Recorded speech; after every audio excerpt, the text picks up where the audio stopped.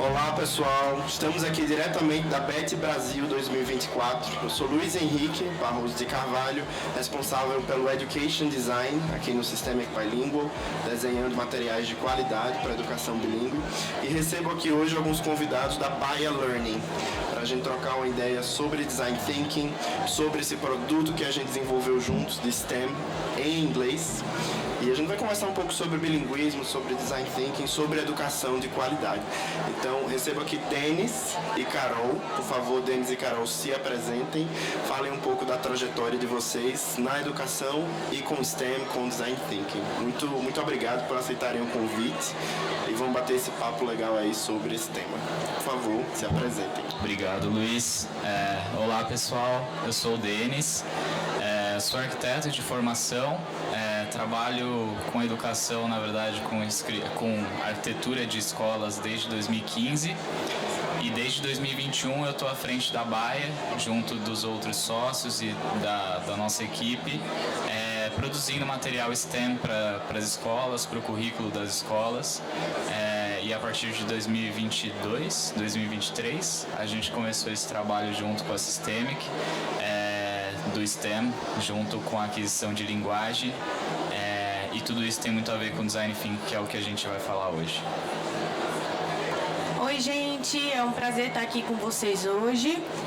Eu sou a Carolina, eu trabalho na Baia, eu sou designer instrucional, sou licenciada em letras e pós-graduada em desenho instrucional. Estou aqui hoje para acompanhar o Denis e conversar um pouquinho sobre Design Thinking na educação. Muito obrigado, pessoal, mais uma vez pela disponibilidade de vocês de estarem aqui com a gente, tá? E vamos abrir esse papo, então, explicando o que é Design Thinking, tá? Então, o que é isso, qual é o conceito, né? O que é que está por trás do Design Thinking, e depois a gente caminha aí para entrar em como isso se aplica na educação. Mas, em termos gerais aqui, o que é Design Thinking para um leigo, como é que a gente explicaria isso? Bom, acho que eu começo falando que o Design Thinking, ele não é um método, ele não é um processo desenhado, ele é um framework para ajudar em processos de resolução de problemas. Então, sendo bem simples assim, né, ele é um mapa orientativo para você ir caminhando por essa resolução de problemas.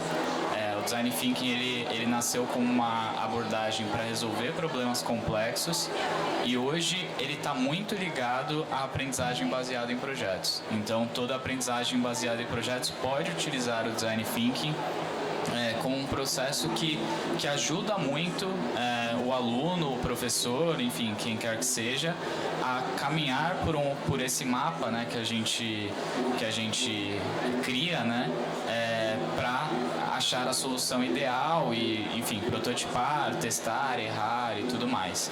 Então, o Design Thinking ele vem como um auxílio para as metodologias que a gente já tinha dentro da educação, ajudando nessa formação do próprio aluno.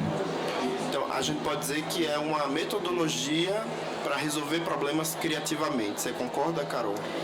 O Design Thinking ele não é uma metodologia propriamente, ele é uma abordagem, ele é um mapa de trabalho, um framework.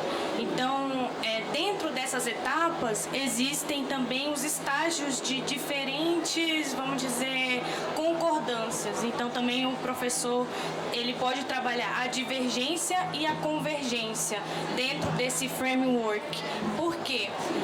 No momento em que os alunos estão criando, que eles estão jogando ideias, fazendo brainstorming, eles estão em momentos de divergência. Então, são várias ideias ali. E nos momentos de convergência, eles precisam focar para poder solucionar aquela problemática ou encontrar uma solução para aquela necessidade que o Design Thinking também ele coloca o ser humano no centro do processo. Então, é uma necessidade ou um problema do ser humano. Isso, para mim, também incorpora um pouco o que o Denis comentou sobre o Design Thinking.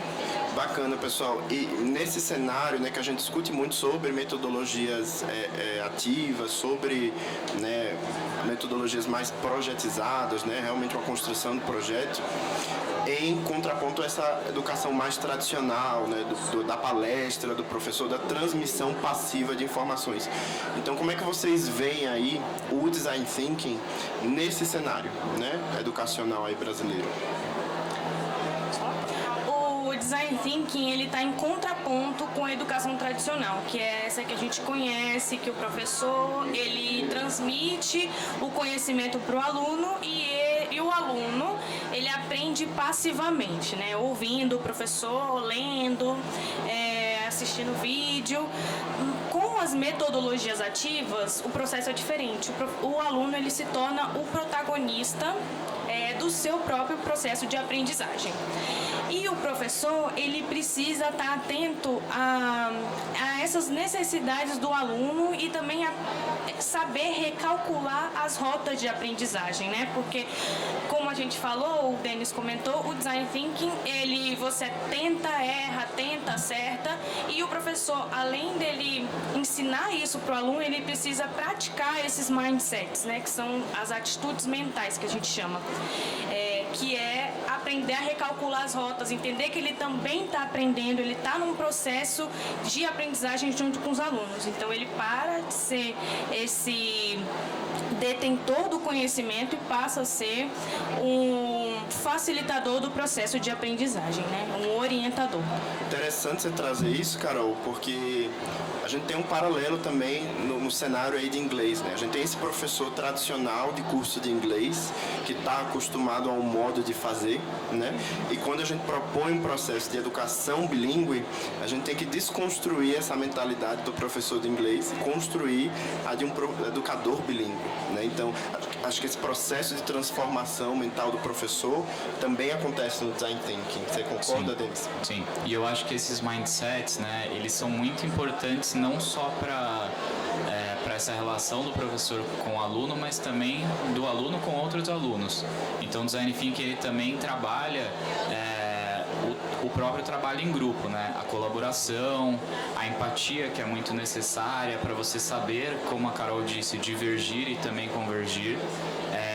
E todos esses mindsets, né, essas características que a gente traz muito dentro da nossa empresa como aluno Baia, né, que é esse aluno que ele é empático, colaborativo, criativo, resiliente.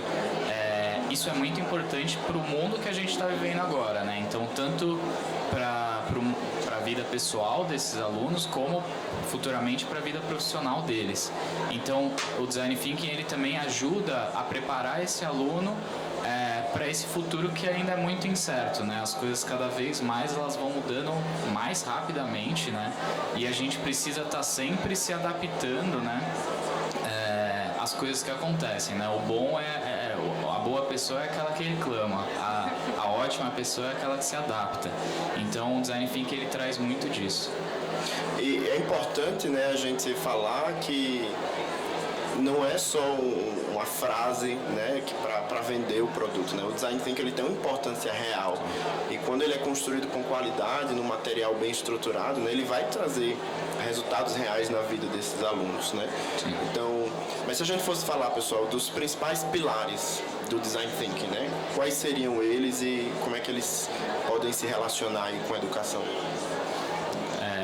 Eu acho que a gente traz muito esse sentido que eu falei do aluno Baia. A colaboração, ela é de suma importância para esse processo. Todos os trabalhos que a gente faz dentro da Baia com os alunos é feito em grupo. Eu acho que é a partir dessa empatia também, que é um outro pilar, né? Que a gente consegue entender o outro. Eu acho que no mundo que a gente está vivendo isso é muito importante, não só na educação. A criatividade, ela é algo que ninguém nasce criativo. A criatividade você treina, você conquista. E é possível você ser criativo, mesmo quem fala, não, eu não sou criativo e tudo mais. Então o Design Thinking, ele ajuda muito nisso, então ele é um pilar muito atrelado. Eu acho que os mais importantes é a criatividade, colaboração e empatia. Eu complementando o que você disse, Dê, eu acho que aprender a lidar com opiniões diferentes é um pilar muito importante do Design Thinking. A gente está vivendo processos de muitas diferenças e a gente precisa encontrar um ponto focal para trabalhar nele. O Design Thinking, ele ensina isso tanto para o professor quanto para o aluno a usar isso no dia a dia, nas suas relações diárias mesmo. E se a gente pensar em termos práticos, pessoal, quais resultados a gente consegue perceber, né, quando a gente aplica o Design Thinking num contexto educacional, claro, com seriedade, né, com qualidade. Então, como é que vai ser o perfil desses alunos, como é que vai ser o aproveitamento, né, a aprendizagem em si mesmo desses projetos. Então, que resultados a gente tem aí percebido que vocês podem colocar? Dizendo novamente, né, a colaboração é um dos resultados. A gente vê que os alunos começam a trabalhar em grupo e unidos em prol de encontrar uma solução para esse problema, para essa necessidade. A empatia também é um resultado. E criar uma comunidade de aprendizagem, né? É um conceito que não tem muito a ver com Design Thinking, é muito da Bell Hooks, mas quando você consegue aplicar o Design Thinking, você une a turma, começa a construir relações, você também vê uma comunidade de aprendizado sendo construída junto com esses processos. Acho que a gente tem um ganho também no desenvolvimento cognitivo desses alunos, né? Porque uma coisa é você ouvir passivamente uma informação que está sendo transmitida para você, né, nesse modelo mais tradicional, e outra coisa é você refletir, quebrar a cabeça ali para resolver aquele problema, né? Então a gente tem um ganho grande aí de desenvolvimento cognitivo também das crianças, né? E eu acho que dentro do processo, né, do Design Thinking que a gente trabalha, o aluno colocar a mão na massa é muito importante para esse aprendizado. Então ele vai, enfim, como eu falei no começo, né, ele vai testar, ele vai errar, ele vai quebrar a cabeça. O conhecimento, ele entra muito mais fácil na cabeça do que você só ver um professor ali na lousa explicando e você tendo que decorar um livro. Então acho que isso traz muito essa necessidade para o aluno, mas também para o professor de ser criativo, de pegar aquele conteúdo que ele precisa passar para os alunos e transformar isso numa experiência incrível para eles, né? Que seja memorável e tudo mais. Eu acho que a gente é muito, todos nós, né, que estudamos, a gente lembra sempre das coisas que mais foram memoráveis, talvez pro bem ou pro mal, né? Foi o que me fez repetir de ano, foi aquela matéria. Me fez aquele professor que me ensinou de um jeito diferente. Então tudo isso ele faz muito parte desse processo de aprendizado que a gente traz com o Design Thinking. Eu acho interessante dizer também que o Design Thinking, ele é essa abordagem, mas você consegue trabalhar muitas disciplinas dentro de um só projeto. Então, não está isolado, não é só somente ser criativo, tirar uma coisa assim do nada e colocar os alunos para fazer. O Design Thinking, ele pode ser trabalhado junto com essas disciplinas, a partir dos parâmetros curriculares, e a gente vê que não é uma coisa só isolada.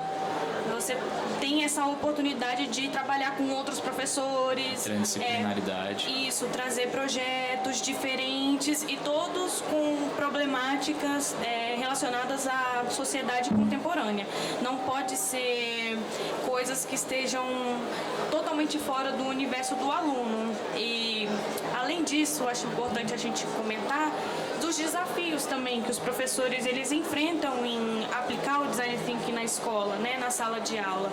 Então ele precisa buscar uma formação adequada, ele precisa se atualizar, ele precisa saber aplicar as diferentes necessidades e realidades, saber avaliar o processo de aprendizagem, porque uma coisa que a gente vê nas escolas é que o aluno faz uma prova final e ele tira uma nota, né? Então a gente tem que aprender a avaliar o processo em detrimento do resultado. São várias questões também que são desafiantes para o professor, além da gente falar os resultados bons que eles podem obter. E por isso, pessoal, que eu acho que essa parceria desde o início foi muito frutífera, né? Porque quando a gente fala de aquisição de linguagem, o mais importante de tudo é o processo, né? Então, esse processo de adaptação do aluno, né? De entender, de se entender e se fazer entendido, né? Então, acho que isso está muito alinhado também com os princípios de Design Thinking, com os princípios da Baia. E acho que tudo isso está muito bem orquestrado nesse material de STEM bilíngue que a gente desenvolveu juntos. Aí a gente vai proporcionar aí jornadas bem interessantes para os alunos.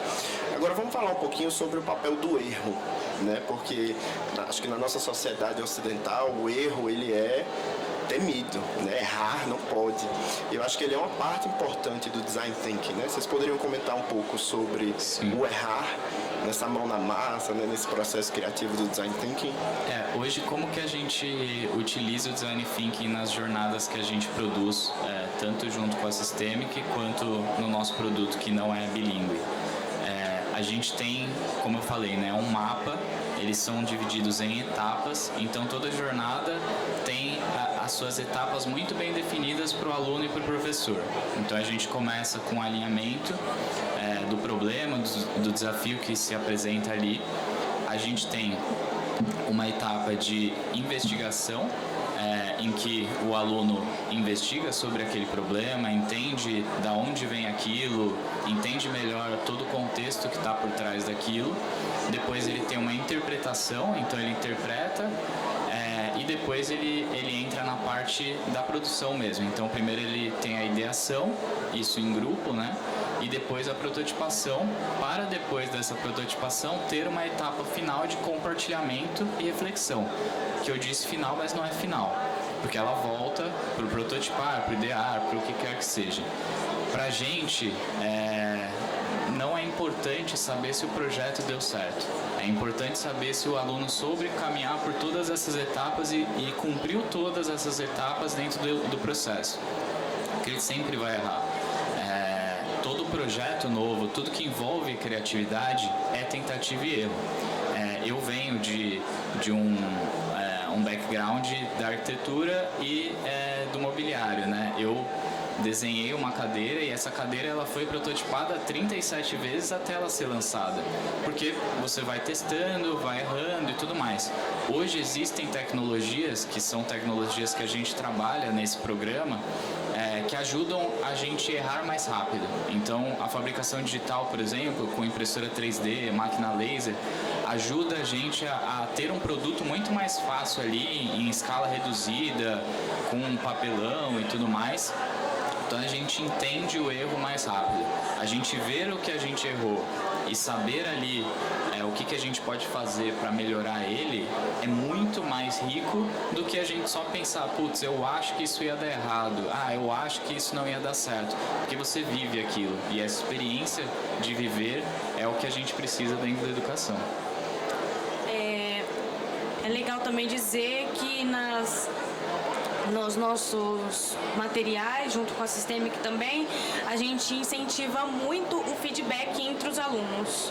Então, eles apresentam a solução deles para a turma e a turma diz o que eles acham. Então, você tem que estar preparado também, o aluno precisa estar preparado para receber feedbacks que também não vão estar dentro do que eles esperavam que os amigos dissessem, que os colegas dissessem. E o aluno ele precisa trabalhar também essas competências socioemocionais para lidar com essa frustração, porque a gente não está o tempo todo acertando, a gente tem que saber lidar com o erro também. Nos nossos materiais a gente coloca muito esse processo de feedback e o professor precisa estar presente para poder fazer essa associação, né, essa interação entre os alunos e recalcular as rotas de aprendizado deles também, né, já que errou, o que a gente precisa fazer para dar dar certo da próxima vez. Acho que o importante é o olhar do professor para como lidar com esse erro, né?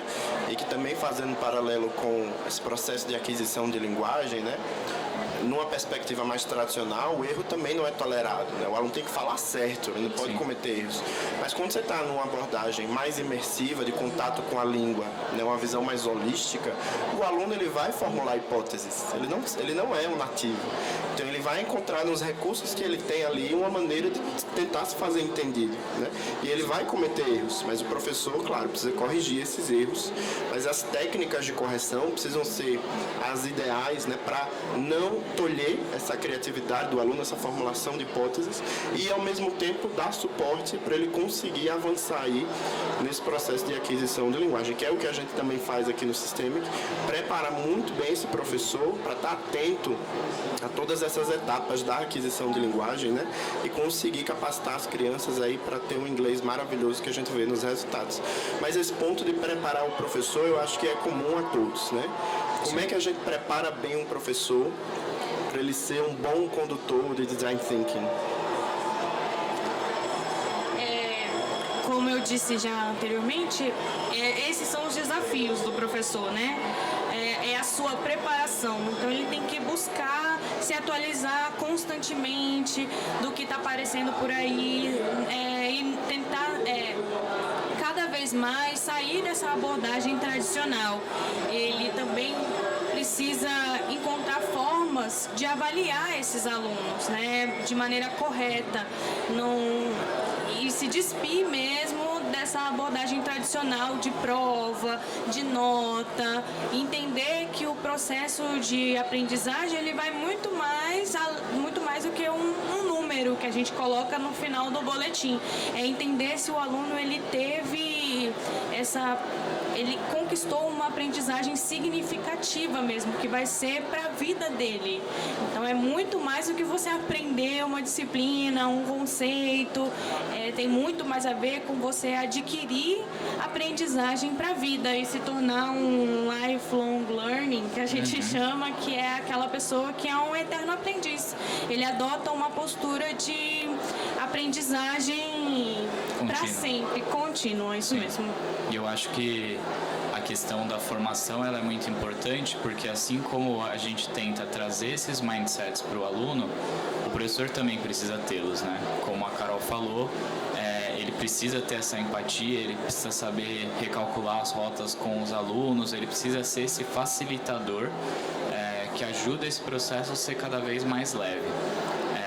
Então essa formação precisa trazer um professor criativo, porque a gente não sabe que soluções os alunos vão trazer e quais problemas eles vão enfrentar, e ele precisa também ser criativo para tentar achar formas ali de conduzi-los da melhor maneira ali no processo, né? Então é muito importante essa formação nossa estar atrelada a isso, né? Preparar o professor para esses pensamentos também. Eu queria também falar que a gente, como você falou, a gente usa cortadora laser em alguns das nossas jornadas, máquina 3D, impressora, tecnologias, né, no geral. E às vezes o professor ele não tem isso de recurso na escola, né? E a gente prepara o nosso produto com a Systemic pensando muito nisso também. Sim. Porque como o professor ele pode adaptar essas jornadas, esses desafios que são impostos ali para os alunos, de uma maneira que ele consiga trazer todo mundo sem ter esses recursos. Como o professor lida com não ter uma impressora 3D, por exemplo, na escola? Então a gente pensa muito nisso também quando a gente desenvolve o nosso produto junto com a Systemic.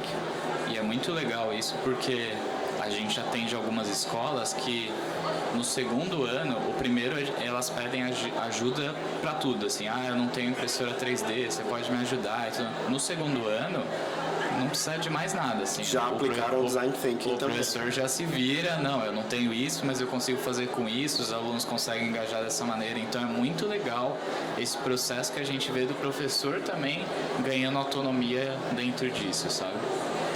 Bacana, pessoal. E, bem, então são escolas se interessar, né, por tentar aplicar mais esses conceitos do Design Thinking? Quais são os primeiros passos que a escola tem que fazer? Que fontes ela precisa buscar?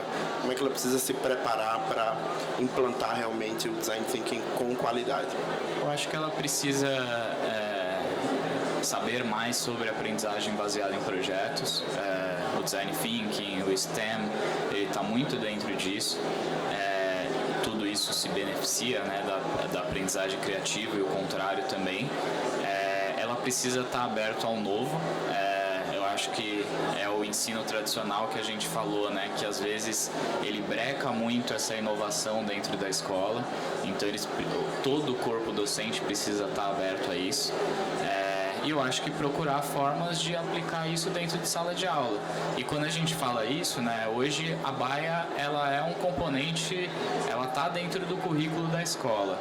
Mas o professor de matemática ele também pode aplicar o Design Thinking para as aulas dele, e o professor de ciências também, porque isso torna toda a experiência transdisciplinar de verdade e faz com que os alunos entendam, fiz alguma coisa aqui na BAIA, eu aprendi isso em matemática, agora entendi para que serve aquilo, sabe? A gente é de uma geração de que a gente aprendia coisa que a gente falava, para que eu vou usar Bhaskara? E às vezes o STEM, o Design Thinking, pode trazer o uso para isso, né? Através dessas jornadas que elas acabam sendo mão na massa e também dentro desse processo desenhado pelo Design Thinking. A aplicabilidade das disciplinas, eu acho que é o maior resultado e como a gente consegue chamar mais um aluno para dentro da sala de aula, sabe? Focar mais ele, engajar, a gente mostrar que aquilo que a gente está fazendo tem um propósito, tem alguém que tem essa necessidade, como é que a gente pode melhorar o mundo, a comunidade, o entorno da gente com esses projetos. Então, demonstrar que tudo aquilo tem um porquê, tem um objetivo claro de aprendizagem, é o que transforma o aluno e engaja ele também, né? Eu iria até além, sabe, pessoal? Se a gente pensa que o Design Thinking vai ser perpetuado, né, por todas as camadas e todos os contextos escolares, por que não o diretor usar o Design Thinking para resolver algum problema de gestão ou operacional da escola, né? Porque o coordenador não pode usar o Design Thinking para organizar melhor ali o dia a dia dos professores, enfim, resolver questões, os problemas que surgem no dia a dia da escola como uma instituição, né, como uma empresa também. Com certeza. O coordenador, o diretor, quem está no dia a dia da escola, da sala de aula, ele pode adotar essas atitudes mentais, esses mindsets, essas habilidades para lidar com os problemas do dia a dia, para trazer mais os alunos, engajar os pais no dia a dia também dos alunos, no cotidiano. Então, o Design Thinking, ele não é somente, como a gente já falou, não é uma metodologia, ele é uma abordagem. Ele é você tem que virar a chavinha das suas atitudes, começar a trabalhar com colaboração, com empatia com o outro. Isso muda o ambiente, qualquer escola, né? Eu acho que, como você falou, né, do diretor, do coordenador, para mim esse aberto ao novo ele é muito importante porque ele traz sempre cada vez mais uma relação de horizontalidade que o diretor, o coordenador precisam ter para conseguir resolver esses problemas usando o Design Thinking. Ele precisa chamar o professor, às vezes precisa chamar o pai do aluno, às vezes até o aluno, para resolver problemas que sem eles, e eu acho que isso é o mais legal do Design Thinking, ele não acontece se não for feito com uma comunidade. Uma pessoa só não consegue utilizar o Design Thinking como esse mapa para caminhar, ele precisa de outras pessoas. Como a gente falou, né, a investigação precisa entrevistar um aluno, precisa entrevistar um professor para saber o que está acontecendo, qual que é o problema, precisa pegar uma amostragem de mais de um professor. Então tudo isso traz essas relações horizontais que hoje em dia são muito necessárias para fazer as coisas acontecerem e todo mundo está na mesma página. Exato, eu acho que um grande diferencial, né, do Design Thinking é nos deixar mais próximos da inovação, né? Sim. Seja em qualquer sentido. Eu acho que como pessoas a gente vai estar mais aberto ao novo, né? E como líderes, enfim, gestores da empresa, a gente também vai estar sempre em busca da inovação para nos diferenciar, né? Nos tornar mais competitivos. Então, até como soft skills, né? Hoje se fala muito nisso, que, né? Os trabalhadores têm muito conhecimento técnico, mas não tem esse socioemocional bem desenvolvido. Sim. Né? Porque a gente vem de um modelo tradicional de só decorar informações, né? De só memorizar informações. Então, esse lado das atitudes mentais, eu acho que é algo que a gente precisa buscar realmente para nos tornarmos profissionais melhores, pessoas melhores, né? Filhos melhores, enfim, tudo, né? Tudo. O Design Thinking ele pode ser aplicado em várias áreas da nossa vida, não só na educação. E é muito legal ver essa transformação que a gente está passando, essas mudanças de atitudes, essa nova visão. A gente fala às vezes de inovação e pensa numa coisa mirabolante, megalomaníaca. E não é. A inovação está na nuance, ela está nas nossas diferenças de lidar com a realidade. Então a gente passa a ter uma outra atitude. Isso é inovação também. Não é quando fala essa palavra, ela parece que é uma coisa enorme. E não.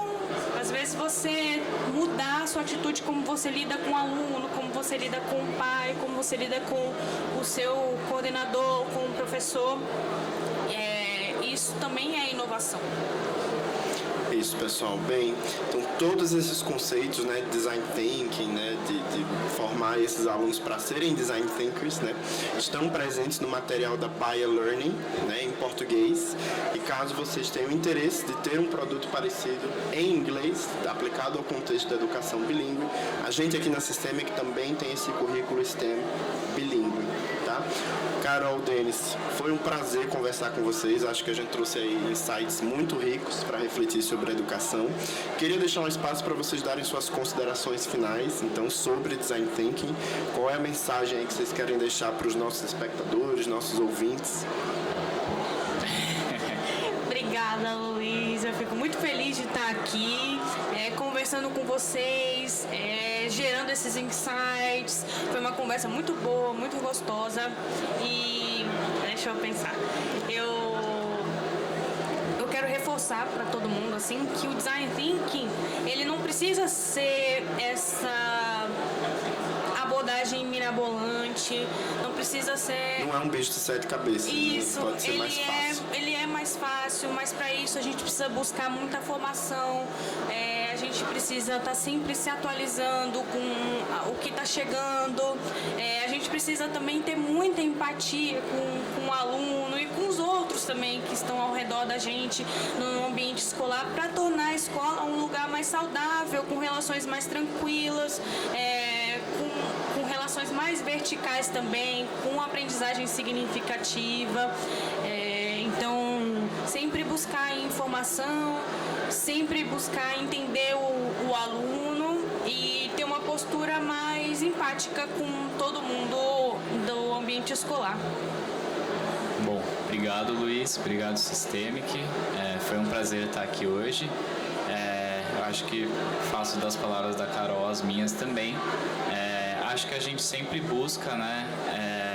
Acho que o nosso objetivo, não só como empresa, mas pessoal também, é de a gente buscar um mundo melhor. E eu acho que o Design Thinking, ele faz com que a gente possa ensinar os alunos e aprender com os alunos, para que a gente sempre busque soluções para a gente ter um mundo melhor. Então, acho que um pouco do nosso lema, né, da Baia é o prazer em aprender, o prazer em ensinar. E eu acho que o Design Thinking ajuda muito a gente a ter esse prazer nessas duas partes. Com certeza. Então, pessoal, mais uma vez, muito obrigado pelo convite, tá? Obrigada, Lu. Eu acho que foi um papo super interessante sobre Design Thinking, né, aplicado à educação. Se vocês quiserem conhecer mais assuntos sobre educação e bilinguismo, não deixem de conferir os outros podcasts que a gente gravou direto aqui da BET Brasil 2024 e acessar todos os conteúdos de qualidade que o Systemic posta nas redes. É só procurar por Systemic Bilingual e acompanhar o nosso trabalho. Até mais, fico por aqui.